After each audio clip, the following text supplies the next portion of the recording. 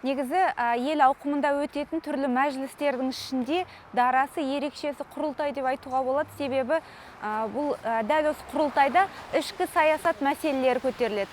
Бұл экономикадан да бәрінен де маңызды деп білем, себебі еліміздің ертеңі, болашақ, ұрпақ тәрбиесі, адамге қарым-қатынас мәселелері бәрі осы құрылтайда сөз етіледі.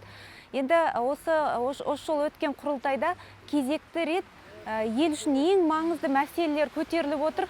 Соның ішінде енді ең жүрегімнен орын тапқаны мына президентіміздің айтқан сөздердің бірі.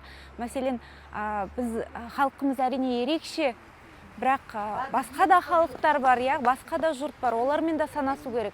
Енді кеудені кермей, кішкене жағдайымызды түзетіп, өзіміздің қолымыздан келетін істерге назар аударып, жан-жағымызға қарап деген секілді сондай бір түсінген адамға ой салатын өте маңызды мәселені айтты. Және енді өзім үкіметтік емес ұйымдар саласының маманы ретінде бізді ең қуантқан дүние бұл жалпы Қазақстандағы үкіметтік емес ұйымдар туралы заңның қабылдануы қажет деген сөз болып отыр.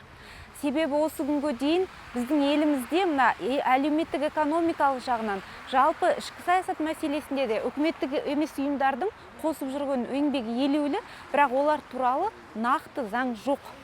Сондықтан бұл мәселеге қатысты біз өз ойымызды білдіріп жатырмыз, қолдап жатырмыз, және ондай заң қабылданатын болса, көптеп, көмектеп пікірімізді білдіріп, осы заңның қалыптасуына, қабылданып жұмыс істеуіне үлесімізді қосайық деп дайындалып отырмыз.